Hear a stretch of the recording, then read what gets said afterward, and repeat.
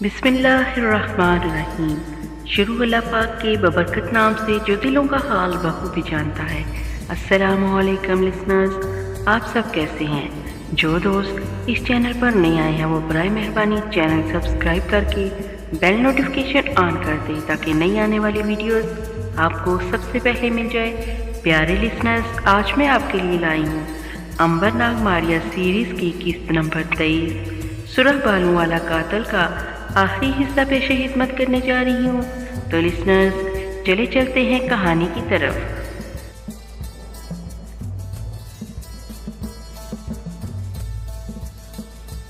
नाग कहने लगा, तो तुम्हारा मतलब ये है कि मारिया को सोते में किसी ने अगवा कर लिया है?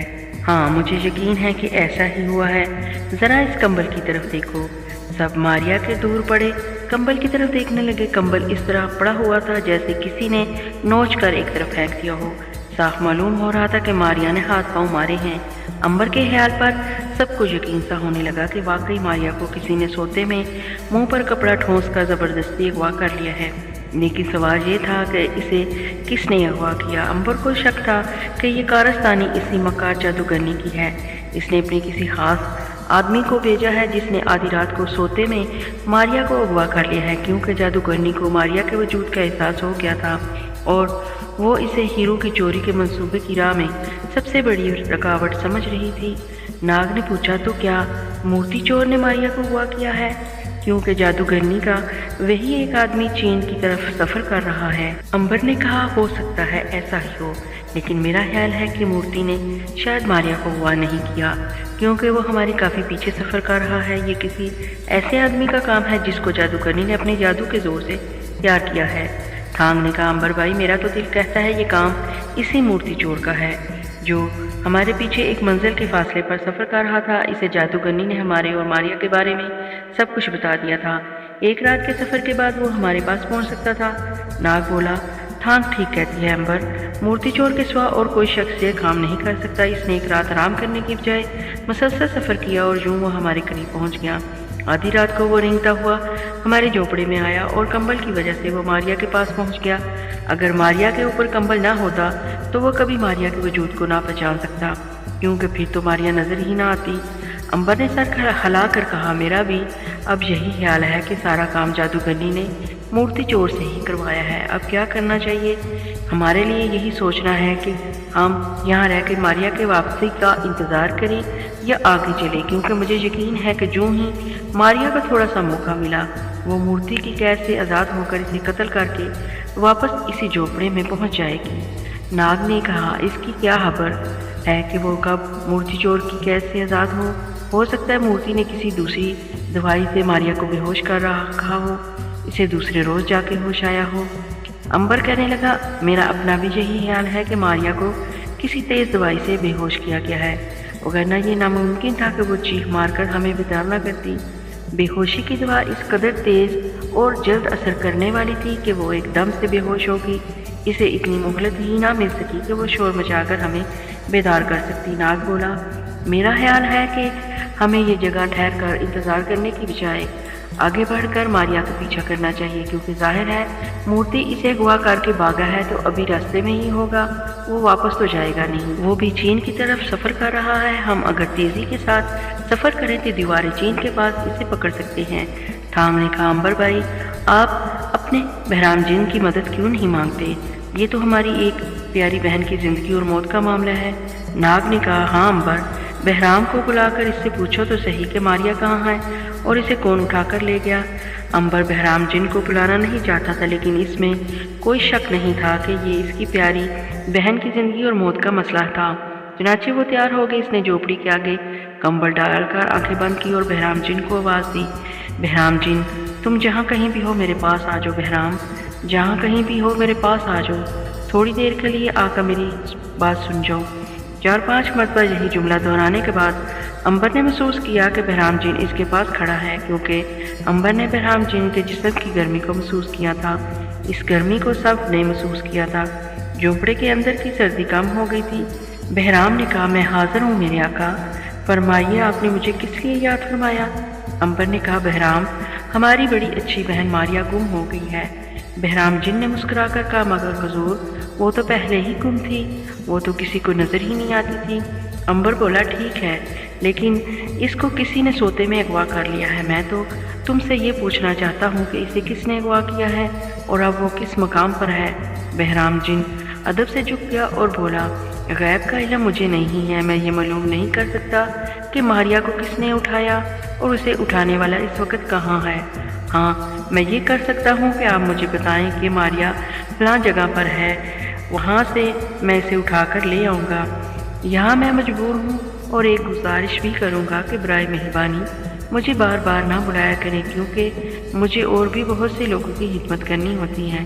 اگر آپ کو میری اتنی ہی ضرورت ہے تو مجھے حکم کریں، میں سب کی نوکری چھوڑ کر آپ کے پاس آ جاؤں گا۔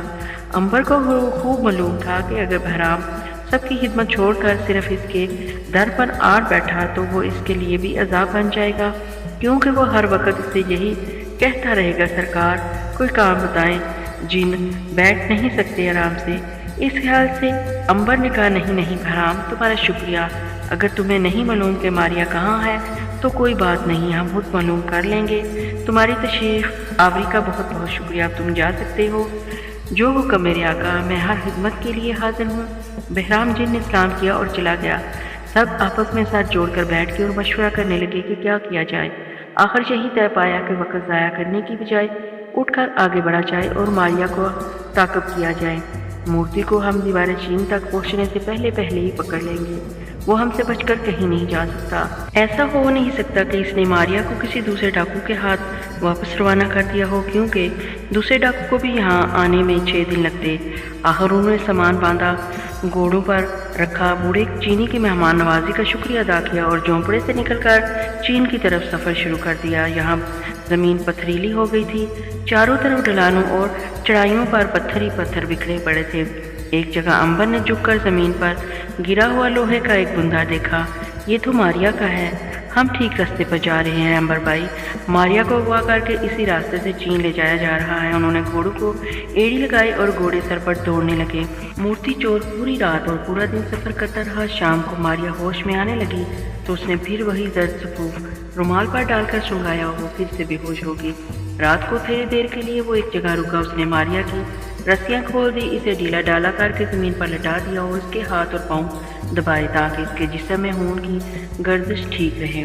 اس کے حلق میں دودھ ٹپکایا اور اس کو تھوڑی دیر آرام کروایا۔ اس کے بعد اسے گھوڑے پر لادا، اس نے دوبارہ اس کے ہاتھوں کی رسیاں باندھی، رسی اپنی کمر کے گرد باندھی اور گھوڑے پر سوار ہو کر رات کے اندھیرے میں آگے چل پڑا۔ وہ عنبر اور ناگ کے تعاقب سے بچنا چاہتا تھا۔ وہ چاہتا تھا کہ جتنی جلدی ممکن ہو سکے وہ ان کی زرد سے دور ہو جائے اور ملک چین کے اندر داخل ہو جائے۔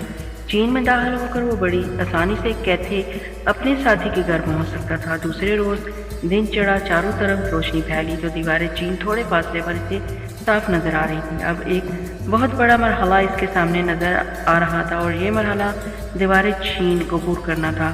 اس نے ایک جگہ رک کر جولے میں سے سوداگروں کا لباس نکال کر پہن لیا۔ اب وہ بالکل ایک ہندی سوداگر معلوم ہوتا تھا۔ اسی روپ میں اس نے ماریا کو گھوڑے پر اپنے پیچھے الٹا لٹا لیا، خود آگے بڑھ گیا اور دیوار کے پہلی چوکی کی طرف بڑھنے لگا۔ جو وہ چوکی کے قریب جا رہا تھا، اسے دیوار پر گشت کرتے ہوئے چینی سپاہی صاف نظر آنے لگے تھے۔ سامنے ایک دروازہ تھا جو بند تھا، پاس ہی ایک چھوٹا سا دروازہ تھا جس کے باہر 4 چینی سپاہی آمنے سامنے کھڑے پہرا دے رہے تھے۔ مورتی آہستہ آہستہ گھوڑے کو چلاتا دروازے کی طرف بڑھنے لگا۔ اب وہ دیوار کے بالکل پاس پہنچ گیا تھا۔ دیوار پر گشت کرتے سپاہیوں نے اسے دور سے آتا دیکھ لیا تھا اور کہا، کون ہو تم؟ مورتی وہیں رک گیا اور مسکرا کر بولا، میں ایک ہندی تاجر ہوں۔ سپاہیوں نے کہا، نیچے آ جاؤ۔ مورتی دیوار کے نیچے اس جگہ آ گیا جہاں دروازے پر پہرا لگا ہوا تھا۔ چاروں چینی سپاہیوں نے مورتی کو گھیر لیا۔ اس سے سب سے بڑا خطرہ یہ تھا کہ کہیں کوئی سپاہی اس کے گھوڑے کی پیٹھ پر ہاتھ نہ پھیرنا شروع کر دے، کیونکہ پیچھے اس نے بے ہوش ماریا کو الٹا لٹا رکھا تھا۔ اگرچہ وہ نظر نہیں آ رہی تھی لیکن اسے ہاتھ لگانے پر بڑی آسانی سے محسوس کیا جا سکتا تھا۔ اس نازک اور خطرناک مرحلے سے بچنے کے لیے مورتی چور گھوڑے سے نیچے اتر آیا اور اس نے کمر کے ساتھ بندھی ہوئی رسی کھول کر گھوڑے پر ہی ڈال دی۔ سپاہیوں کے پاس آ کر وہ ہاتھ جوڑ کر جھک گیا اور بولا، حضور میں ایک ہندی سوداگر ہوں، سوداگری کرنے کی خواہش لے کر آپ کی عظیم الشان ملک میں آیا ہوں۔ اگر آپ مجھے اپنے ملک میں داخل ہونے کی اجازت دے دیں تو میں آپ کے بچوں کو دعائیں دوں گا۔ اور सौदागरी करके आपके मुल्क का नाम रोशन करूँगा। मूर्ति चोर ने कुछ ऐसी चिकनी चुपड़ी बातें की कि सिपाही इसकी बातों में आ गए। वैसे भी इस ज़माने में सरहदों पर इस कदर पाबंदियाँ होती थीं और सौदागरों को तजारत करने की बहुत आज़ादी होती थी। सिपाही ने मूर्ति चोर से पूछा, तुम अकेले क्यों सफ़र कर रहे हो? सौदागर तो तजारती काफिलों के साथ सफ़र करते हैं। मूर्ति ने होशियारी से कहा, हुजूर मैं जड़ी बूटियों का सौदागर हूँ। मैं अगर काफिलों के साथ सफ़र करूँगा तो जंगल जंगल घूम फिर कर जड़ी बूटियाँ इकट्ठी नहीं कर सकता, इसलिए मुझे अकेले ही सफ़र करना पड़ता है। सिपाहियों ने एक दूसरे की तरफ देखा।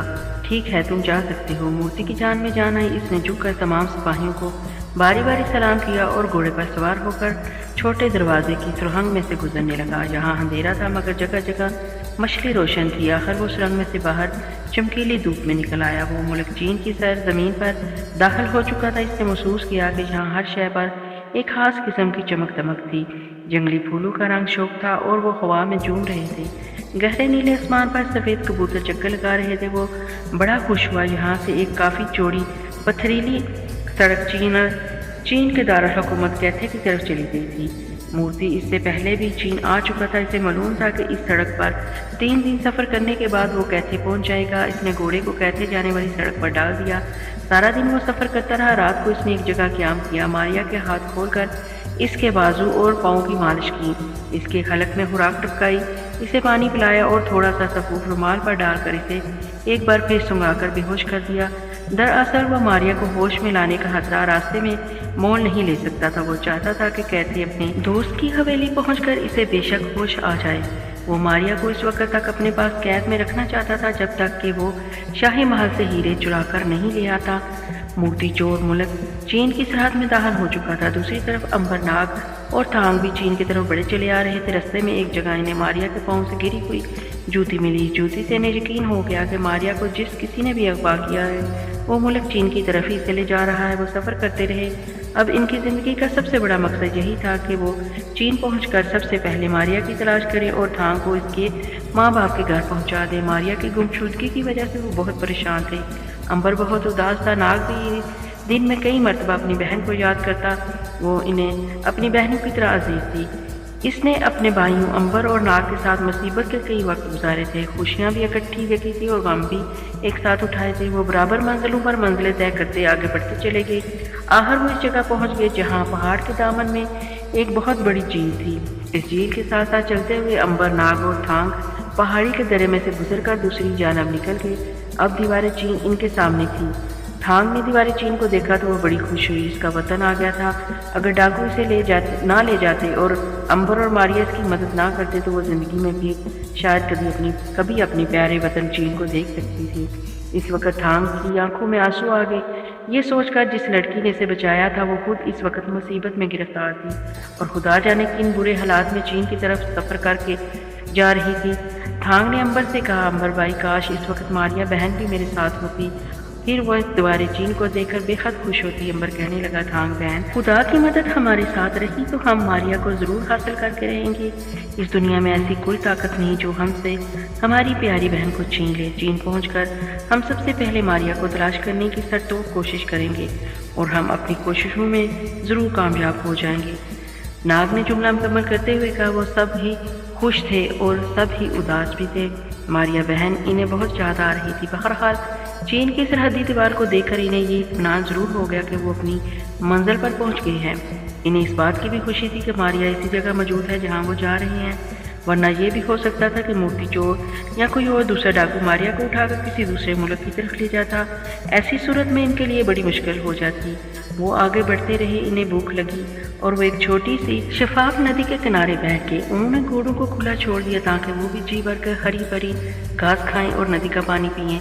खुद भी उन्होंने जवार की रोटी खाई, पानी पिया, ताज़ा दम हो गए और थोड़ी देर आराम करने के बाद मुंह हाथ धोकर घोड़ों पर सवार होकर दीवारें चीन की तरफ चल पड़े। दीवारें चीन के करीब पहुंचकर इन्हें ऊपर गश्त करते हुए सिपाही दिखाई देने लगे। चौकी के करीब बड़े दरवाजे के पास पहुंचकर वो रुक गए। सिपाहियों ने उनके पास आकर गौर से देखा। एक सिपाही ने पूछा, तुम लोग कौन हो और कहाँ से आ रहे हो? अंबर ने आगे बढ़कर चीनी सिपाहियों को सलाम किया और कहा, हम सौदागर हैं, गर्म कपड़े की तजारत करते हैं और उसी गर्ज से चीन आए हैं। हम यहाँ रहकर तजारत करना चाहते हैं। सिपाही ने कहा, ये चीनी लड़की तुम्हारे साथ कैसे आ गई?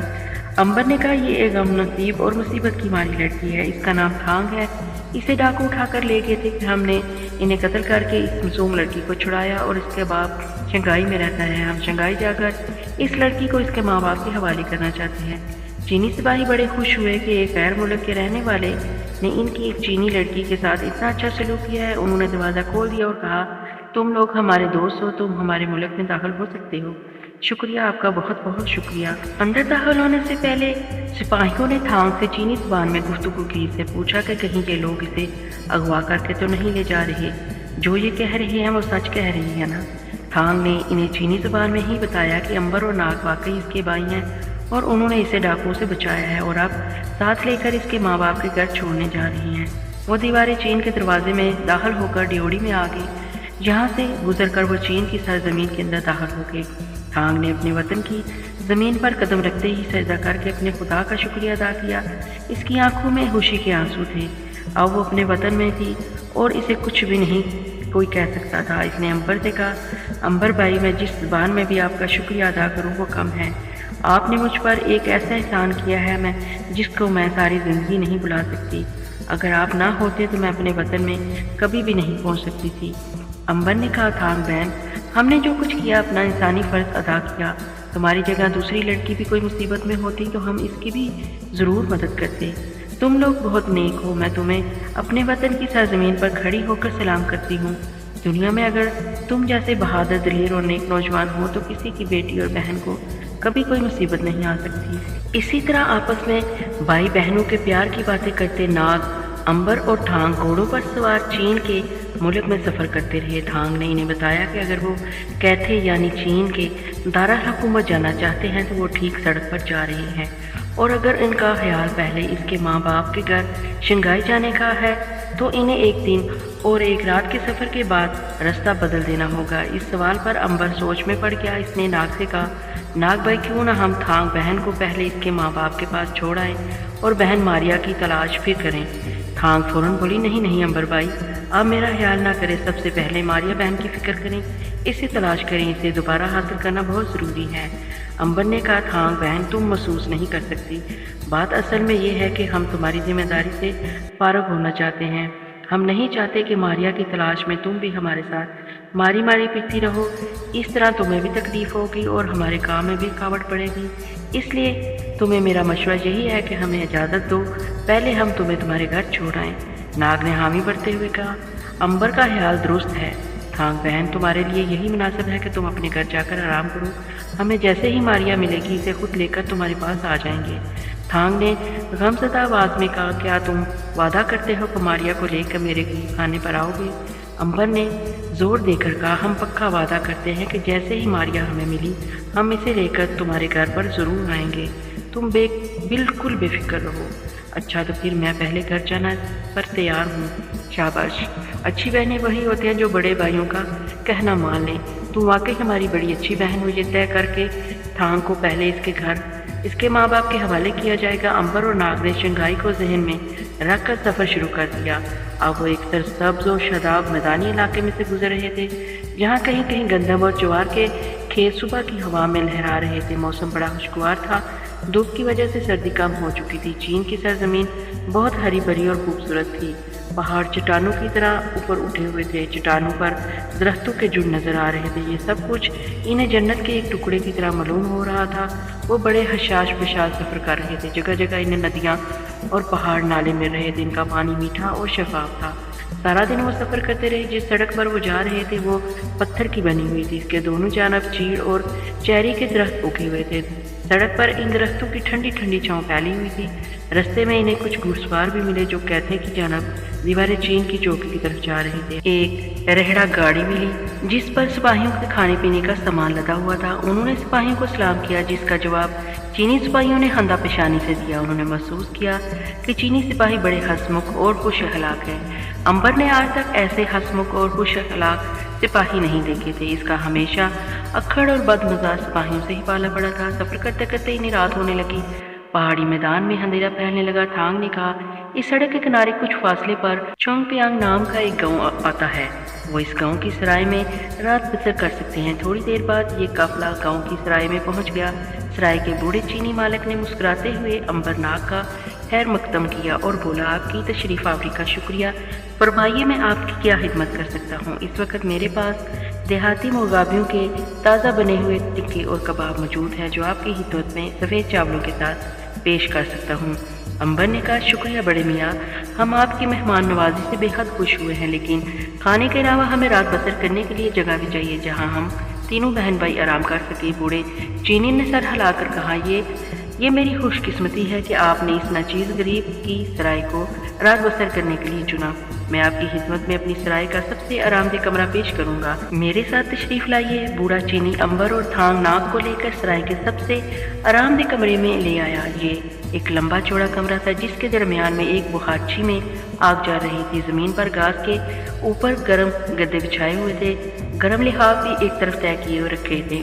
कमरा गर्म और पुरस्कून था। अंबर और नाग बेहद खुश हुए। एक मुद्दत के बाद इन्हें इस किस्म का कमरा मिल रहा था। उन्होंने कहा, बड़े मियाँ, हम आपका पहले ही से शुक्रिया अदा करते हैं कि आपने हमें इस सराय का सबसे उम्दा कमरा आराम करने के लिए दिया। बस अब हमें खाने के लिए मुर्गाबी के कबाब और चावल भिजवा दें, हमें सख्त भूख लगी है। फिक्र न करो मेरे बच्चों, मैं अभी खाना लेकर आता हूँ।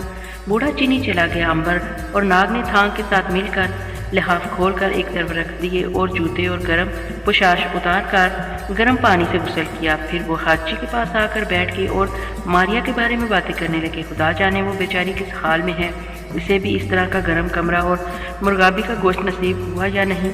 इतने में बूढ़ा चीनी अंदर दाखिल हुआ। उसने नौकर के सर पर खाने का थाल उठवा रखा था।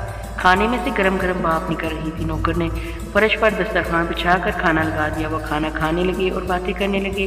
इधर उधर की बातों के बाद उन कौम की बातें शुरू हो गई जो चीनी कौम के दुश्मन थे और जिसके हमलों से तंग आकर दीवारें चीन बनाई गई थी। चीनी बूढ़े ने कहा, हुन कौम हमारी सबसे बड़ी दुश्मन है। वो एक गरीब और सुस्त कौम है। वो डाके मार कर लूट मार करके ज़िंदगी बसर करने की आदी है, जबकि हम चीनी एक मेहनत कश और जफाकश कौम है। हम धूप में सख्त सर्दी में मेहनत करके अपने खेतों में फसल उगाते हैं, पत्थर काट कर नहरें जारी करते हैं, इसलिए हम खुशहाल हैं। उन कौम को हमारी खुशहाली एक आंख नहीं बाती। बस वो चाहती है कि चीन पर कब्जा कर लिया जाए, लेकिन ऐसा कभी नहीं हो सकता, इसलिए कि हम अपनी हिफाजत करना खूब जानते हैं। इसके अलावा हमारा आपस में इत्तेहाद बहुत है और जिस कौम का आपस में इत्तेहाद हो वो कभी किसी दुश्मन से शिकस्त नहीं खाया करती। अंबर ने कहा, बड़े मियाँ, हम आपकी ज़ुबान से चीनी कौम की ईमानदारी, इत्तेहाद और मेहनतकशी की बातें सुनकर बड़े मुतासर हुए हैं। खुदा करे कि दुनिया की दूसरी कौमें भी आपसे सबक हासिल करें, क्योंकि आप जैसी कौमें अगर सब हो जाएं तो इस दुनिया में कहीं कोई जंग हो, न कहीं कोई शख्स भूखों मरे, फिर दुनिया में हर तरफ खुशहाली ही खुशहाली हो। बूढ़ा बोला, बिल्कुल ठीक है आपका ख्याल, हम इस ख्याल पर अमल करते हैं। हम अमन से रहते हैं और किसी को तंग नहीं करते, इसलिए हम चाहते हैं कि हमें भी कोई तंग न करे। लेकिन जब कोई फसाद करने वाली कौम हम पर चढ़ तोड़ती है तो हम अपने वतन के लिए अपनी जान भी देकर इसकी हिफाजत करते हैं। उन कौम हमारे इसलिए दुश्मन कौम है कि इसने कभी हमारी तरफ दोस्ती का हाथ नहीं बढ़ाया, बल्कि हमारी दोस्ती को ठुकराया है। अब हमने एक ऐसी दीवार खड़ी कर रखी है जिसको अबूर करना बड़ा मुश्किल है, फिर भी उन कौम के गोरीले हमारे शहरों में छुप छुप कर फिरते रहते हैं। वो हमारी नहरों और पत्थरों के पुलों को तोड़ने की कोशिश करते हैं, पकड़े जाते हैं तो खुदकशी कर लेते हैं। आजकल वो हमारे बादशाह के बेटे यानी वली अहद वांग लिंग को कत्ल करने की कोशिश कर रहे हैं। नाग ने पूछा, क्या वली अहद हाल ही में पैदा हुआ है? बूढ़ा कहने लगा, हाँ, वली अहद वांग की उम्र 2 बरस है। वो हमारे बादशाह वो अमानचू के बाद तख्त पर बैठेगा और यूं बादशाह की सल्तनत चलती रहेगी। मलका भी बेहद खुश है, इसकी गोद भी हरी हुई और बादशाह की सल्तनत का चिराग भी गुल होने से बच गया, क्योंकि अगर बादशाह के यहाँ लड़का पैदा ना होता तो इसके बाद इसकी सल्तनत वजीरों और सिपहसालारों ने आपस में बांट लेनी थी। इसके अलावा वो बादशाह अब मलका का भी खास ख्याल रखने लगा है, जबकि इससे पहले वो इसकी ज़रा भी परवाह नहीं करता था और दूसरी शादी करने की फिक्र में था। खुदा का शुक्र है कि हमारी मलका सलामत को फिर से इनका जायज़ और बाइज़्ज़त मकाम मिला, लेकिन दुश्मन कौम हमसे बदला लेने की फिक्र में रहती है और हमारे वली अहद वांग को कत्ल करने के आए दिन मंसूबे बनाती रहती है। मगर हम अपने दुश्मनों को हमेशा शिकस्त देंगे, क्योंकि हम अपने वतन से प्यार करते हैं। अंबर और नाग सराय के बूढ़े चीनी मालिक के हुब्बुल वतनी के जज्बे से भरी भरी बातों से बड़े मुतासर हुए। उन्होंने इसकी और चीनी कौम के आपस के इत्तेहाद की बड़ी तारीफ की और कहा, बड़े मियाँ, हम जब तक इस हर ज़मीन पर रहेंगे इसको ऐसे ही प्यार करते रहेंगे जैसे कि ये हमारा अपना वतन है। मुझे तुमसे यही उम्मीद थी बेटा। अच्छा अब तुम खाना खाकर आराम करो, तुम लोग एक लंबे सफ़र के थके हुए हो, सुबह को किस वक्त तुम्हें सफ़र पर जाना होगा। नाग ने कहा, हम सूरज निकलने पर यहाँ से चलेंगे। दरअसल हमको बड़ी मुद्दत के बाद एक आराम देने वाला कमरा मिला है, इसलिए हम जी भर कर अपनी थकान उतारना चाहते हैं। बूढ़ा मुस्कुरा कर बोला, बेटा इस सराय को तुम अपना घर ही समझो और चाहे जितनी देर यहाँ रहो मुझे खुशी होगी। मैं सुबह सुबह तुम्हारे घोड़ों को दाना निकाल कर खिला दूंगा, इनकी मालिश करवा कर इन्हें ताज़ा दम करवा कर रखूंगा। तुम जिस वक्त चाहो सफ़र पर रवाना हो सकते हो। बूढ़ा शब्बहार कहकर चला गया। रात भर नाग और अंबर आपस में चीनी कौम की तारीफ करते रहे। थांग बड़ी खुश हो रही थी कि इसकी कौम को इसके भाइयों ने बहुत पसंद किया है। रात बीतने लगी थी कि इन्हें अपने कमरे के बाहर कुछ आहट महसूस हुई। नाग ने अंबर और अंबर ने नाग की तरफ देखा। इस वक्त थांग गहरी नींद सो रही थी। आहट एक बार फिर हुई। वो हमतन गोश होकर गौर से सुनने लगे कि ये आवाज़ कैसी थी। अब इन्हें किसी शख्स के सराय के साथ साथ चलने की आवाज़ सुनाई दी। फिर एक पत्थर ज़मीन पर गिरा। फिर खामोशी छा गई। अंबर ने नाग को इशारा किया। नाग आहिस्ता से अपनी जगह से उठा और कमरे की पिछली खिड़की की तरफ आकर पट से लगकर खड़ा हो गया और बाहर झाँकने लगा। इसने जो ही बाहर जाकर देखा, एक तीर सन करके आया और खिड़की के पट में फूंक गया। अगर नाग अपनी गर्दन पीछे ना कर लेता तो तीर इसकी आंख में पवस्त हो जाता और वो वहीं गिरकर ठंडा हो जाता और अंबर को एक बार फिर नाग को जिंदा करने की मुसीबत से गुजरना पड़ता। खिड़की में तीर लगने की आवाज़ से अंबर जल्दी से उठा और कमरे के दरवाज़ा को खोलकर गांव की पथरीली गली चांदनी रात में दूर तक सुनसान पड़ी थी। इसे गली के मोड़ पर किसी के भागने की आवाज़ सुनाई दी। अंबर भागकर इस तरफ गया। मोड़ पर जाकर इसने सुरह बालों वाले एक आदमी को, जिसने कबायली जंगलियों जैसा लिबास पहन रखा था, एक मकान में दाखिल होते देखा। इस शख्स ने अंबर को नहीं देखा था। अंबर वापस नाग के पास आ गया। इसने इसे सारा माजरा सुनाया और कहा कि दुश्मन मकान में क्या है, मैं अभी जाकर इसका पता करना चाहता हूँ। नाग ने कहा, अंबर भाई तुम यहीं ठहरो, मैं जाकर मालूम करता हूँ कि वह सुर्ख बालों वाला कबायली मंगोल कौन था। अगर तुम गए तो लोग तुम्हें देख लेंगे। मैं अपनी जून बदल कर वहाँ जाऊँगा। अंबर ने कहा, अगर तुम शाम बन कर गई तो तुम्हारी जान को खतरा है। बेहतर यही है कि तुम किसी दूसरे जानवर की जून में जाओ। नाग कहने लगा, फिक्र न करो, ऐसा ही करूँगा। तुम यहाँ से मत जाना, मैं अभी सब कुछ मालूम करके आता हूँ। नाग चुपके से कमरे के दरवाजे से बाहर निकल गया। बाहर हल्की हल्की चांदनी में गांव की पथरीली सड़क खामोश थी। कहीं कहीं पत्थर चमक रहे थे।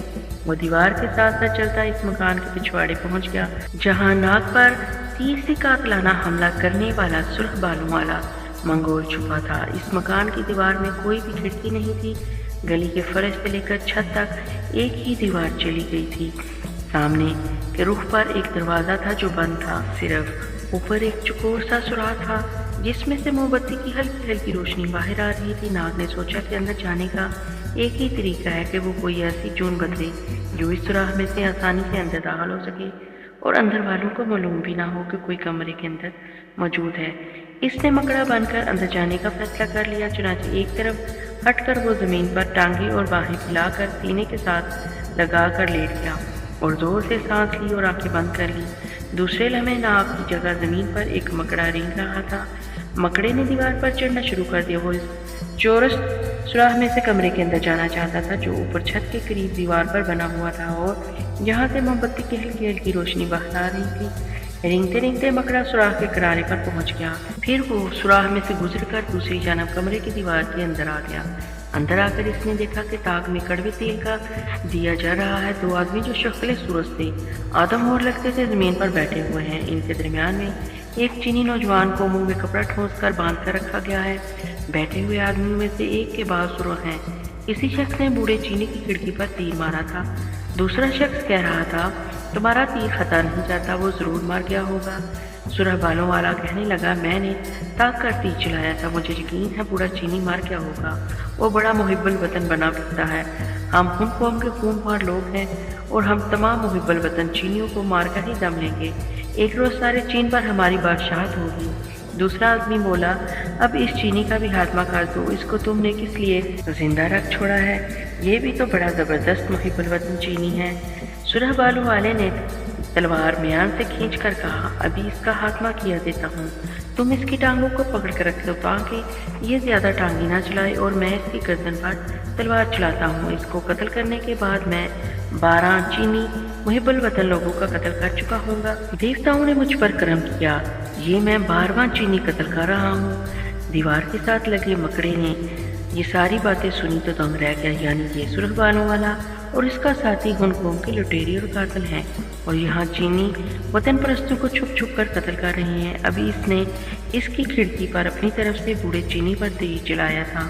मकड़े ने वक्त ज़ाया करना मुनासिब न समझा और बड़ी तेज़ी से नीचे आया। इसने एक कोने में जाकर सांस लिया और एकदम से स्याह काले नाग के रूप में बदल गया। सुर्ख बालों वाला मंगोल वैश्य अपनी तलवार चीनी नौजवान की गर्दन के पास ले जा रहा था और उसका साथी चीनी नौजवान की टांगों को काबू में किए हुए था। इसने कहा, क्या सोच रहे हो? फौरन इसके गले पर तलवार चलवाओ और उसका काम तमाम करो।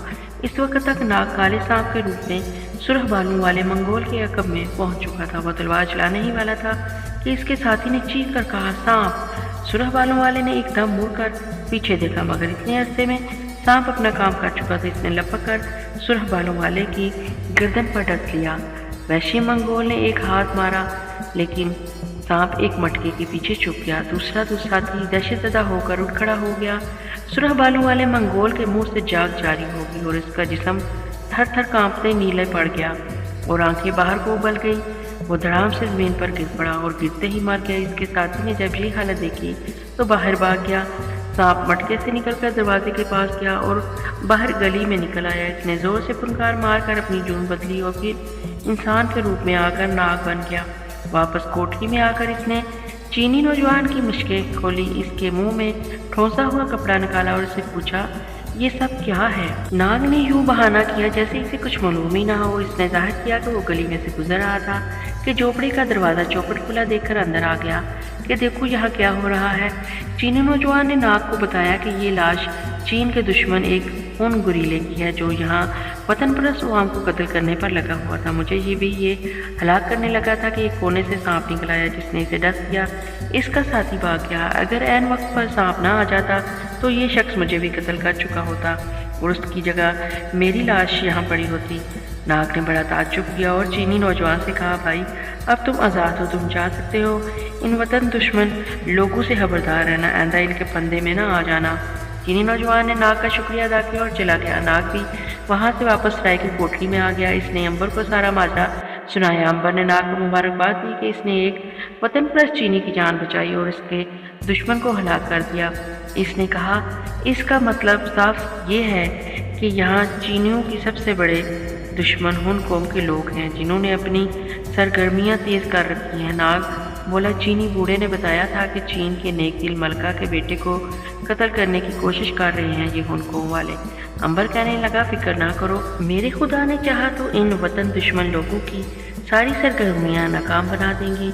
अच्छा, मेरा ख्याल है कि अब हमें आराम करना चाहिए, सुबह फिर सफ़र पर रवाना होना है। इसके बाद अंबर और नाग बिस्तरों में घुसकर सो गए। सुबह के वक्त थांग ने इन्हें आकर जगाया। रात बहुत देर तक जागते रहे थे, इसलिए खूब गहरी नींद सो रहे थे। थांग मुँह अंधेरे उठ खड़ी हुई थी।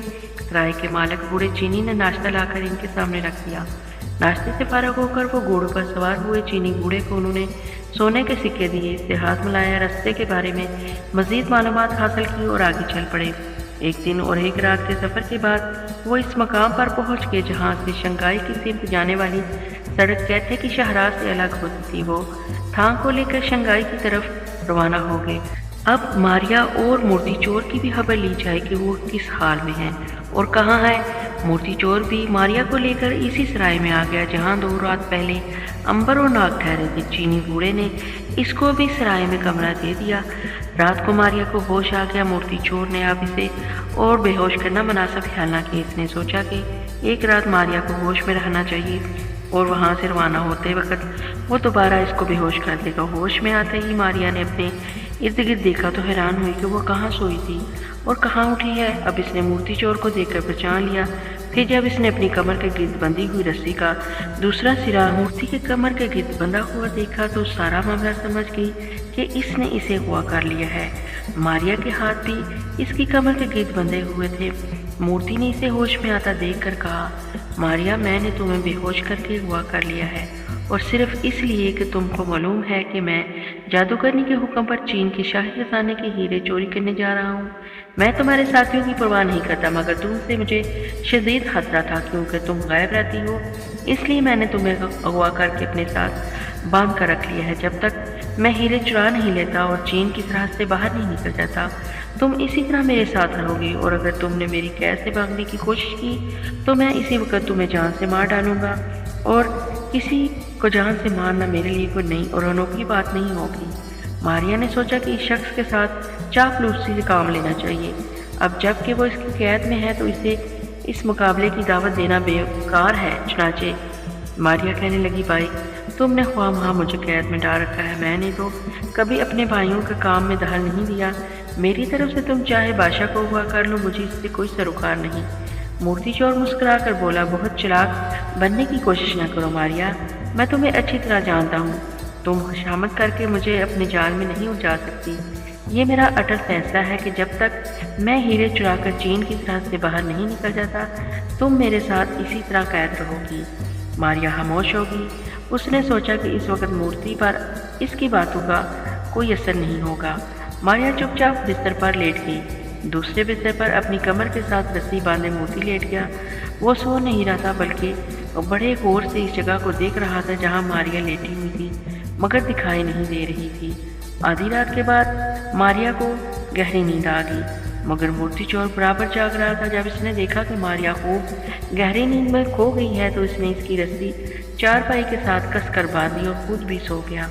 सुबह इसकी आँख खुली तो इसने मारिया को आवाज़ दी। मारिया ने जवाब दिया और बोली, तुम मुझे बेकार में अपने साथ लिए फिरते हो।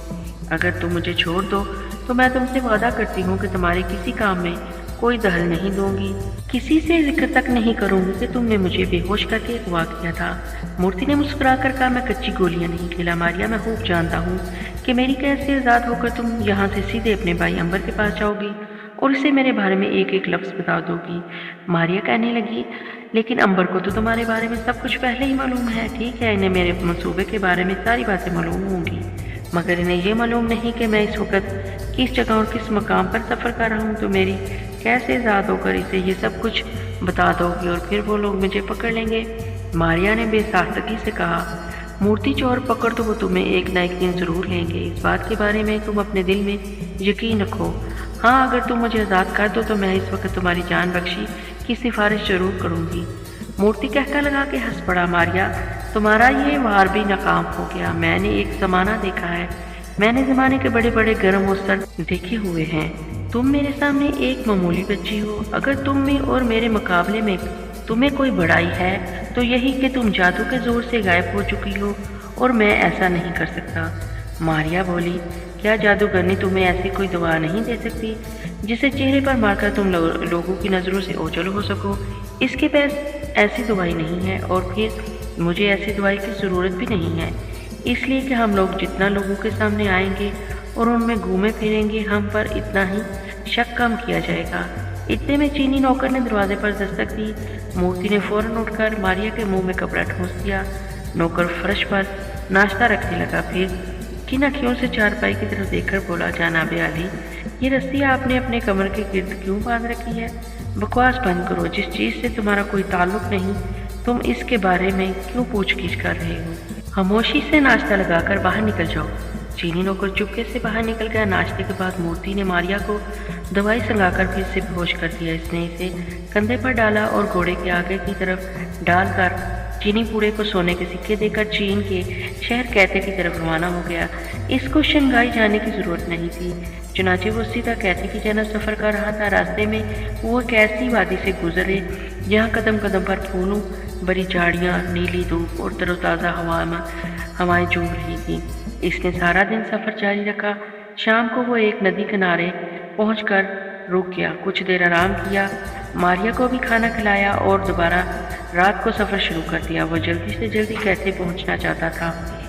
चनाचे अगले रोज़ तीसरे पहर वो इस सड़क पर पहुंच गया जो बड़ी शाहराह से निकलकर शंघाई की तरफ जाती थी और जिस पर अंबर और नाग सफ़र कर रहे थे। وہ لوگ شنگھائی کی طرف جا رہے تھے اور مورتی چور ماریا کو لے کر کیتھے کی جانب روانہ ہو گیا۔ رات بھر وہ سفر کرتا رہا۔ دوسرے روز دوپہر کے وقت مورتی کو دور سے چین کے دارالحکومت کیتھے کی فصیل کی لکیر دکھائی دی۔ وہ اپنی منزل کو سامنے دیکھ کر بے حد خوش ہوا۔ فصیل کے دروازے پر اسے چینی سپاہیوں نے روک دیا۔ اس نے دیواریں چین سے حاصل کی ہوئی لکڑی کی مہر ان کو دکھائی اور بڑے آرام سے دروازے سے گزر کر کیتھے میں داخل ہو گیا۔ وہ تیسری بار اس خوبصورت اور گنجان شہر میں آ رہا تھا۔ اسے اپنے دوست کے گھر کا پتہ معلوم تھا، چنانچہ وہ گھوڑے پر سوار اس کے گھر کی طرف روانہ ہو گیا۔ شہر میں بڑی رونق تھی، لوگ سودا خرید بھی رہے تھے اور ایک دوسرے کے خلاف لڑ جھگڑ بھی رہے تھے۔ گھروں میں سے عورتوں اور بچوں کی آوازیں سنائی دے رہی تھی۔ مختلف گلیوں اور محلوں میں سے گزر کر مورتی چور اپنے دوست کے گھر پہنچ گیا۔ اس کے دوست کا نام کھمباٹا تھا اور اس کا تعلق بھی تبت کی ان لوگوں سے تھا جن کے آباء و اجداد ان قوم سے تعلق رکھتے تھے۔ وہ چین میں ایک سوداگر کے بیس بنا کر رہ رہا تھا، مگر اصل میں وہ چینی وطن پرستوں کے خلاف سازش کر کے انہیں ایک ایک کر کے قتل کر رہا تھا۔ جادوگرنی سے بھی اس کا تعلق تھا اور اسے ہیروں کی چوری کے سارے منصوبے کا علم تھا۔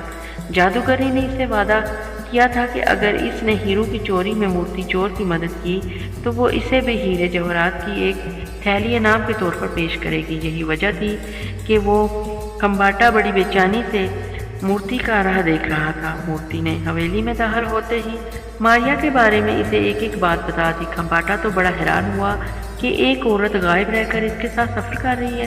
اس نے مورتی سے کہا، تمہارا کمال تو یہ ہے کہ تم ایک ایسی عورت کو قید کر کے سفر کر رہی ہو جو نظر نہیں آتی اور جو کسی وقت بھی تم پر حملہ کر سکتی ہے۔ مورتی نے کہا، اس کا پورا بندوبست میں نے کر رکھا تھا۔ میں نے زیادہ سے زیادہ راستے میں ماریا کو بے ہوش رکھا۔ جب اسے ہوش آتا تو میں اس کے منہ میں کپڑا ٹھونس دیتا۔ بہرحال اب یہ عورت تمہارے حوالے کرتا ہوں، تم اسے اپنے تہہ خانے میں ڈال دو اور جب تک میں شاہی ہیرے چرا کر یہاں سے فرار نہیں ہو جاتا اسے اسی تہہ خانے میں قید رکھو۔ بہت بہتر، ایسا ہی ہوگا مورتی بھائی۔ ان کی ساری باتیں ماریا سن رہی تھی۔ اسے دیوار کے ساتھ لگا کر ایک تخت پوش پر بٹھا دیا گیا۔ اس کے منہ سے کپڑا نکال دیا گیا اور صرف کمر کے ساتھ بندھی رسی تھی جس کا ایک سرا کھمبے کے ساتھ باندھ کر رکھ دیا گیا تھا۔ مورتی نے پوچھا، یہ بتاؤ کہ شاہی محل کے خزانے اور قلعے کی دیوار کا نقشہ تمہارے پاس موجود ہے کیا؟ کھمباٹا نے آنکھ کے اشارے سے اسے خبردار کیا کہ ماریا پاس بیٹھی سن رہی ہے۔ مورتی نے بلند آواز میں کہا، کھمباٹا فوراً ماریا کو لے جا کر قید میں ڈال دو۔ بہت بہتر۔ کھمباٹا نے اٹھ کر ماریا کو رسی سے پکڑ کر اسے گھسیٹتے ہوئے وہ نیچے تہخانے میں لے گیا اور وہاں لے جا کر اس نے اسے کوٹری میں بند کر دیا اور دروازے پر تالا ڈال دیا۔ اور اوپر آ کر اس نے مورتی کو وہ نقشہ دکھایا جو ایک ریشمی کپڑے پر بنا ہوا تھا اور جس میں پوری وہ جگہ اور اس کے برآمدے اور کمرے دکھائے گئے تھے جہاں بیچ میں زمین کے نیچے ایک الماری میں چین کے شاہی ہیرے ایک چاندی کے مرتبان میں بند تھے۔ انہی ہیروں میں زرقاب نام کا وہ شاہی ہیرا بھی شامل تھا جس کی جادوگرنی کو اشد ضرورت تھی۔ کھمباٹا نے کہا، اگر تم کہو تو میں بھی تمہارے ساتھ جا سکتا ہوں اور تھوڑی بہت مدد کر سکتا ہوں۔ اس پر مورتی نے کہا، تمہاری ضرورت نہیں، میں یہ کام اکیلے ہی کروں گا۔ تم اگر میرے ساتھ کیے تو ہو سکتا ہے ہم پکڑے جائیں، اس لیے تم اسی جگہ میرا انتظار کرو، میں واپس یہیں آؤں گا۔ شہر سے تھوڑی دور ایک جھیل کے کنارے شاہی محل کھڑا تھا۔ اس محل میں چین کا بادشاہ فمانچو، اس کی ملکہ اور شہزادہ بھی وہی رہتے تھے۔ مورتی کھمباٹا سے آدھی رات تک مشورہ کرتا رہا کہ وہ کس طرح بیس بدل کر شاہی محل میں جائے۔ کھمباٹا کی رائے تھی کہ محل میں نقب لگا کر ہیرے چرانے چاہیے۔ مورتی کا خیال تھا کہ اسے بیس بدل کر شاہی محل میں داخل ہو جانا چاہیے اور پھر اندر سے خزانے والے کمرے تک پہنچ کر ہیرے اڑا لینے چاہیے۔ آخر اسے کھمباٹا کی بات کو تسلیم کرنا پڑا کیونکہ بیس بدل کر جانے میں اگرچہ خطرہ کم تھا مگر بات لمبی ہو جاتی۔ فیصلہ یہ ہوا کہ شاہی محل کی عقبی دیوار میں شگاف ڈال کر محل میں داخل ہوا جائے اور نقشے کے مطابق خزانے والے مقام پر پہنچ کر ہیروں کا مرتبان چرا لیا جائے۔ مورتی چور رات کے اندھیرے کا انتظار کرنے لگا۔ نیچے تہخانے میں ماریا رسیوں میں جکڑی ہوئی بے بس و مجبور بیٹھی سوچ رہی تھی کہ وہ وہاں سے کیسے اور کیوں کر رہائی حاصل کرے، اور مورتی چور محل کی طرف روانہ ہو گیا تھا۔ اندھیرا چاروں طرف پھیل رہا تھا۔ وہ گھوڑے پر سوار ہو کر جھیل کی پچھلی جانب کی جنگل سے محل کی عقبی دیوار تک پہنچ گیا۔ گھوڑا اس نے جنگل ہی میں ایک جگہ چھپا کر باندھا اور خود छुपता छुपाता महल की दीवार के पास आ गया। नकब लगाने के लिए इसने कुदाल अपने साथ रखी हुई थी। चुनाचे मूर्ति ने दीवार में शगाफ डालना शुरू कर दिया जहाँ से महल की दीवार टूटी हुई थी। चुनाचे थोड़ी ही देर में दीवार में इतना सुराख हो गया कि इसमें से वो अंदर दाखिल हो गया। ये जगह महल का एक बाग थी जहाँ 12 दरी से आगे इसके कमरे की दीवार थी जहाँ चांदी के मतबार में शाही हीरे जवाहरात पड़े थे। मूर्ति दबे पाँव छुप छुप कर आगे बढ़ रहा था। वह खजाने की दीवार के पास पहुंचा ही था कि एक तरफ से 2 घुड़सवार गश्त करते हुए इधर आए और दाएं बाएं देखने लगे। मूर्ति एक तरफ छुप गया। सिपाही ऐन इसके करीब आकर खड़े हो गए और आपस में बातें करने लगे कि सर्दी बहुत हो जाती है, मेरी बीवी फिर बीमार पड़ गई है। बादशाह बमांचू बड़ा नेक बादशाह है, खैरात बहुत करता है मगर जुल्म भी बहुत करता है। वली है, शहजादे की जिंदगी खतरे में है, वगैरह वगैरह। जितनी देर वो वहाँ खड़े रहे मूर्ति एक दरख्त के पीछे दम साधे चुपचाप खड़ा रहा और वो वहाँ से चले गए। मूर्ति ने आगे बढ़ने लगा तो उसने महसूस किया कि खजाने की इमारत के बाहर रात को बहुत सख्त पहरा होता है। शाह सिपाही बराबर गश्त कर रहे थे। मूर्ति काफ़ी देर वहाँ मौके की तलाश में रहा मगर इसने देखा कि रात ढलनी शुरू हो गई थी। आसमान पर सुबह की रोशनी फैलने लगी है। अब इसका वहाँ ज़्यादा देर तक रहना खतरे से हाल ही नहीं था। वो सुबह की पहली किरण के साथ बड़ी आसानी से गिरफ्तार किया जा सकता था और फिर बमांचू ऐसे जालिम बादशाह से रहम की उम्मीद रखना एक नामुमकिन बात थी। मूर्ति चोर नाकाम होकर वापस चल पड़ा। इसने फैसला किया कि वो अगले रोज आएगा और अपने साथ बेहोश करने वाली दवाई भी लाएगा। जिस जगह इसने दीवार में शगाफ डाला था वहाँ इसने इधर उधर से झाड़ियाँ काट कर डाल दी और शगाफ को छुपा दिया। दूसरी तरफ मारिया आज़ाद होने के लिए जद्दोजहद कर रही थी। इसने अपने एक हाथ की रस्सी खोल ली थी। थोड़ी सी कोशिश के बाद इसने दूसरा हाथ की रस्सी भी खोल दी और अब वो आज़ाद थी। इसने वो रस्सी भी खोल ली जिससे वो स्टेम के साथ बंधी हुई थी। अब सबसे बड़ा मरहला बाहर के दरवाज़ा खुलवाकर वहाँ से फरार होना था। मारिया ने क्या किया कि ज़मीन पर जोर से लोहे का जग पटक दिया। ये शोर सुनकर खम्बाटा ऊपर से नीचे आया। इसने दरवाजे के पास मुंह ले जाकर पूछा, क्या बात है, ये अंदर क्या हो रहा है? मारिया ने बड़ी रहम तलब आवाज़ में कहा, देवताओं के लिए मुझे एक घूंट पानी पिला दो, प्यास के मारे मेरा दम निकला जा रहा है। खम्बाटा ने एक पल के लिए सोचा कि मारिया को पानी पिलाए क्या नहीं, फिर इसे ख्याल आया वो तो रस्सी के साथ बंधी हुई है। चुनाचे वो पानी का कटोरा लेकर दरवाज़ा खोलकर अंदर दाखिल हो गया। जो ही उसने दरवाजे का एक पट खोला और अंदर दाखिल हुआ, मारिया लपक कर बाहर निकल गई।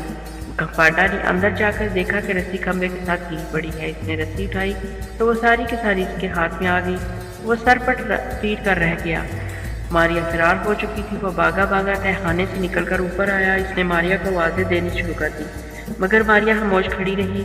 खम्बाटा ने लपक कर मकान का बड़ा दरवाज़ा बंद करने की कोशिश की। इसी वक्त एक भारी पत्थर इसके सर पर लगा और वो बेहोश होकर फर्श पर गिर पड़ा। मारिया खामोशी से इस मकान से बाहर निकल आई। वो आज़ाद थी और गायब थी। कैद थे कि गली कूचे रात के अंधेरे में खामोश और सुनसान थे। कहीं कहीं कोनों में लैंप जल रहे थे। मारिया गलियों में से गुजर कर बड़े बाजार में आ गई। इसके लिए अब सबसे बड़ा मरहला ये था कि वो किस जगह रात बसर करे और आइंदा के बारे में क्या सोचे। आखिर वो एक बाग में आ गई और एक दरख्त के नीचे घास पर लेट गई। सोचते सोचते इसे नींद आ गई और वो सो गई। मूर्ति चोर घर वापस आया तो खम्बाटा परेशान बैठा था। जब इसने इसे बताया कि मारिया फरार हो गई तो मूर्ति के पांव तले से ज़मीन निकल गई। वो दम से तख्त पोश पर बैठ गया और उसने अपना सर पकड़ लिया। अरे तुमने ये क्या कर दिया भाई, इसमें मेरा क्या कसूर है? मैं तो दरवाजे पर ताला डाले आराम से सो रहा था कि मारिया ने पानी मांगा। बस पानी देने अंदर गया तो वो बाहर भाग गई। इसने पहले भी ही रस्सियाँ खोल रखी थी। अब क्या होगा? वो तो मुझे जीने नहीं देगी। वो तो मौत बनकर हमारे सरों पर मंडलाएगी। कोई पता नहीं वो यहीं कहीं मौजूद हो, हमारी सारी बातें सुन रही हो। अभी तलवार का वार करके हमें हलाक कर दे। खम्बाटा भी डर गया। मूर्ति ने उठकर घर के सारे दरवाजे बंद कर डाले और हाथ हिलाकर सारे कमरों में फिरने लगा। इसने खम्बाटा को बताया कि वो कल रात हीरे पर हाथ साफ नहीं कर सका क्योंकि महल के अंदर सख्त पहरा था। खुदा जाने अब मारिया मुझसे वहाँ पहले पहुँच जाए और जब मैं वहाँ जाऊँ तो सिपाही मुझे गिरफ्तार कर लें। खम्बाटा ने कहा, अगर ये बात है तो हमें अभी जाकर हीरे चुरा लेने चाहिए। इतनी जल्दी मारिया महल में नहीं जा सकती। अब तो सुबह होने वाली है। महल तक जाते जाते दिन चढ़ आएगा। इस वक्त वापस जाकर हीरो को चुराना मुश्किल है। बहरहाल मैं आज रात को बड़ी एहतियात के साथ एक बार फिर कोशिश करूँगा। अब तुम्हें भी मेरे साथ चलना होगा। मैं ज़रूर चलूँगा, तुम फिक्र ना करो। ماریا اتنی جلدی بادشاہ کے محل میں نہیں جا سکتی۔ بادشاہ فمنچو کے دربار تک رسائی حاصل کرنا کوئی آسان بات نہیں۔ مورتی چور تخت پوش پر لیٹ گیا اور پریشان ہو کر رات کو ڈاکہ ڈالنے کے بارے میں ترکیبیں پر غور کرنے لگا۔ اب اسے جان کا خطرہ بھی تھا۔ اس نے فیصلہ کیا کہ وہ بڑی احتیاط سے وہاں جائے گا اور اگر ذرا سا بھی خطرہ ہوا تو فوراً وہاں سے بھاگ آئے گا اور ہیروں کی چوری کا خیال کچھ عرصے تک کے لیے ملتوی کر دے گا۔ رات گزرتی سورج نکل آیا۔ کیسے شہر میں چاروں طرف روشنی ہوگی، لوگ اپنے اپنے کام کے باہر نکل آئے، بازاروں میں شور و گل مچ گیا۔ ماریا درختوں کے نیچے ابھی تک سو رہی تھی۔ اسے کتوں کے بھونکنے کی آوازیں آئیں کہ اس کی آنکھ کھل گئی۔ اس نے آنکھیں ملتے ہوئے دیکھا کہ دن کافی چڑھ آیا ہے۔ وہ اٹھ کر بیٹھ گئی۔ قریب ہی ایک چھوٹی سی ندی پر جا کر اس نے ہاتھ منہ دھویا۔ اسے بھوک بہت لگ رہی تھی۔ اس نے سوچا کہ بجائے کسی دکاندار کے ہاں کوئی کھانے کی چیز اڑانے کے بجائے واپس کھمباٹا کے گھر میں جا کر ناشتہ کیا جائے۔ چنانچہ وہ کھمباٹا کے گھر کی طرف چل پڑی۔ اس نے دیکھا کہ مورتی ابھی تک سو رہا تھا۔ اس کے چہرے پر پریشانی تھی۔ کھمباٹا برچی خانے میں گھی کے گلگلے ڈال رہا تھا۔ وہ چپکے سے برچی خانے میں اس کے پاس جا کر کھڑی ہو گئی۔ کھمباٹا کو بالکل احساس نہ ہوا کہ ماریا اس کے پاس کھڑی ہے۔ وہ گلگلے تل تل کر ٹوکری میں ڈالے جا رہا تھا۔ ماریا نے ہاتھ بڑھا کر کھانے شروع کر دیے۔ اچانک کھمباٹا نے محسوس کیا کہ ٹوکری میں گلگلے کم ہو رہے ہیں۔ اس نے اچونک کر ادھر ادھر دیکھا، وہاں کوئی بھی نہیں تھا۔ ایک دم اسے ماریا کا خیال آیا اور وہ ڈر گیا۔ ماریا وہاں موجود ہے اور ہو سکتا ہے کوئی شے اس کے سر پر دے مارے۔ کھمباٹا نے ہاتھ جوڑ کر کہا، میری بہن مجھے معاف کر دینا، میرا کوئی قصور نہیں تھا، میں بے گناہ تھا۔ مجھے جو کچھ میرے دوست مورتی نے کہا وہ میں نے کر دیا۔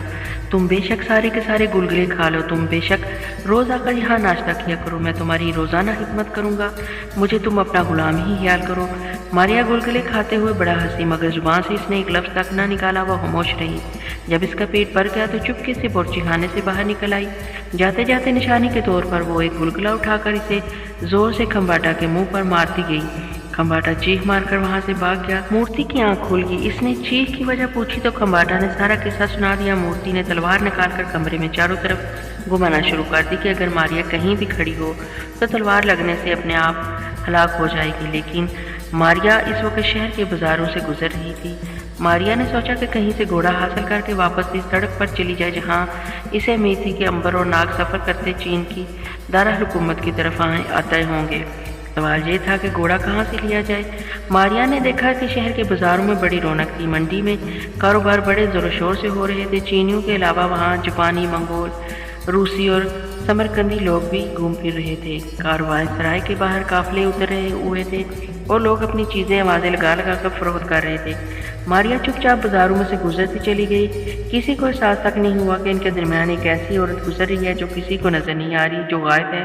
ایک تنگ سے بازار میں سے گزرتے ہوئے ماریا نے دیکھا کہ ایک حویلی کا دروازہ، بڑا سا دروازہ کھلا ہوا ہے اور اندر ڈیوڑی میں 4-5 سفید گھوڑے بندھے ہوئے ہیں۔ یہ گھوڑے بڑے ہی خوبصورت تھے۔ ایک نوکر ان کے آگے چارہ ڈال رہا تھا۔ ماریا کو وہ گھوڑے بے حد پیارے لگے۔ اس نے سوچا کیوں نہ ایک گھوڑا یہاں سے کھول کر اپنے ساتھ کر لیا جائے۔ اس خیال سے وہ مکان کی ڈیوڑی میں داخل ہوگی۔ اس کو احساس ہوا کہ گھوڑے چارہ کھا رہے ہیں، اس لیے بہتر یہ ہوگا کہ گھوڑے جی بھر کر پیٹ بھر لیں تو پھر ان میں سے کسی کو اڑا لیا جائے۔ ماریا خاموشی سے ایک طرف ڈیوڑی میں پتھر کے بینچ پر بیٹھ گئی اور منگول قسم کے غلام کو گھوڑوں کو چارہ کھلاتی اور مالش کرتے دیکھتی رہی۔ اچانک کسی نے اندر سے غلام کو آواز دی۔ وہ جلدی سے اندر کی طرف بھاگ گیا۔ آواز کسی ایسے شخص کی تھی جو بڑا سخت مزاج معلوم ہوتا تھا، کیونکہ آواز میں غرور اور اکڑ پن بہت پایا جاتا تھا۔ ڈیوڑی میں گھوڑوں کی بدبو سے تنگ آ کر ماریا نے سوچا کیوں نہ ذرا حویلی کی سیر کر لی جائے اور دیکھا جائے کہ یہ بد مزاج اکڑ آدمی کون تھا جس نے نوکر کو اس طرح بلایا ہے، جیسے کوئی بادشاہ اپنے نوکر کو بلاتا ہے۔ وہ ڈیوڑی سے نکل کر اندر والے صحن میں آ گئی جہاں بیچ میں پانی کا فوارہ چل رہا تھا۔ چاروں طرف برآمدے میں سفید پھولوں والی بیلیں لٹک رہی تھی۔ ایک کمرے کا دروازہ بند تھا، اندر سے باتیں کرنے کی آوازیں آ رہی تھی۔ ماریا یہاں رک گئی کیونکہ ایک آواز اسی اکڑ اور سخت مزاج آدمی کی تھی اور نوکر بھی اسی کمرے میں گیا تھا۔ وہ ستون کے پاس لا کر کھڑی ہو گئی۔ دروازہ اندر سے بند کیا گیا تھا۔ اسے اندر سے کنڈی لگانے کی آواز سنائی دی تھی۔ ماریا کا ماتھا ٹھنکا کہ یہ ماجرا کیا ہے؟ آخر ان لوگوں کو کیا پڑی ہے کہ دن کے وقت اپنے ہی گھر میں دروازوں کو اندر سے کنڈی لگا کر بات کرے؟ اس کا صاف مطلب یہ تھا کہ یہاں ضرور کوئی خفیہ قسم کی باتیں ہو رہی ہیں۔ ماریا کا شوق بڑھ گیا۔ اس کی خواہش ہوئی کہ ان لوگوں کی باتیں سنیں، وہ کیا کہہ رہے ہیں سنیں۔ اس نے دروازے کے ساتھ کان لگا دیا۔ اندر سے ہلکی ہلکی آوازیں آ رہی تھی، وہی اکڑ आवाज़ वाला मर्द बोल रहा था। ये चीनी ज़ुबान नहीं थी बल्कि वो मंगोल और उन कौम की ज़ुबान में बातें कर रहा था। दूसरा आदमी भी इसी ज़ुबान में बातें कर रहा था। मारिया को इतनी ताकत मिल गई थी कि हर ज़ुबान का मतलब समझ लेती थी। इसने इन लोगों की गुफ्तगू से अंदाज़ा लगाया कि वो किसी बड़े ही ख़तरनाक काम पर वहाँ आए हैं और बादशाह के बेटे यानी वली अहद शहजादे को हलाक करना या अगवा करना चाहते हैं। मारिया की दिलचस्पी बढ़ गई।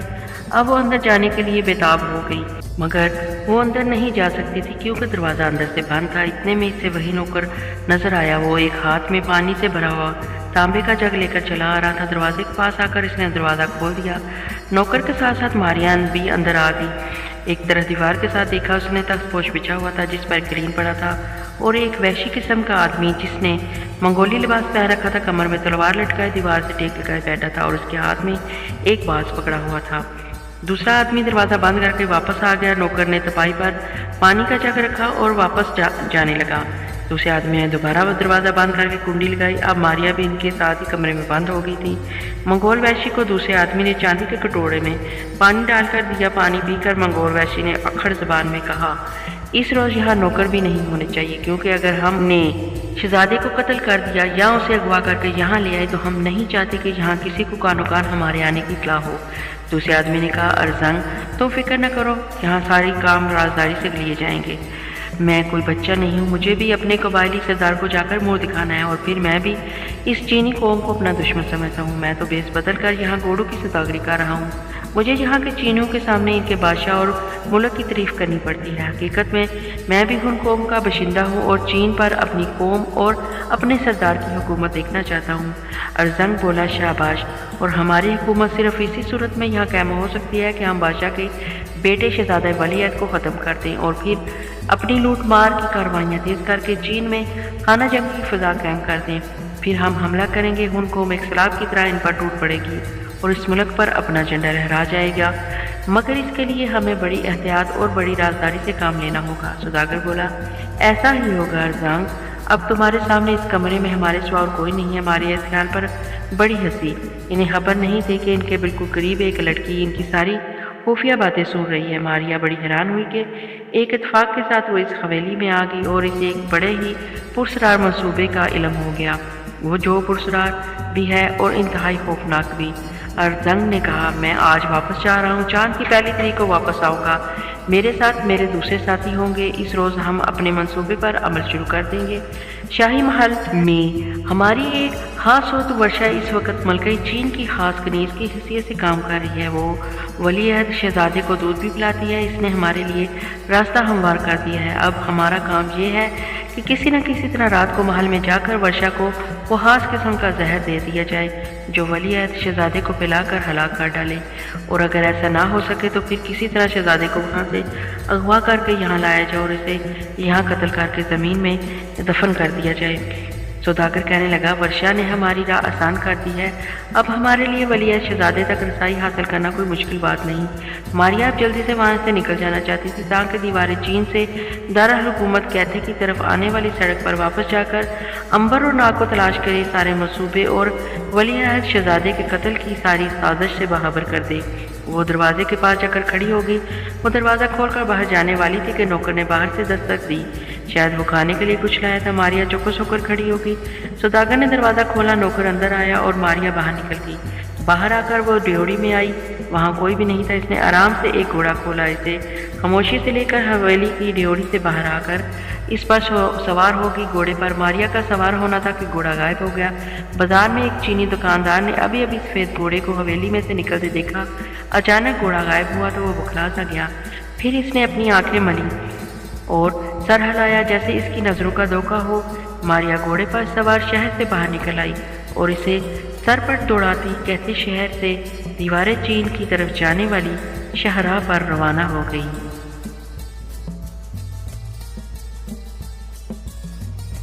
प्यारे लिसनर्स, सूरह बालूवाला कातिल कहानी आपको कैसी लगी?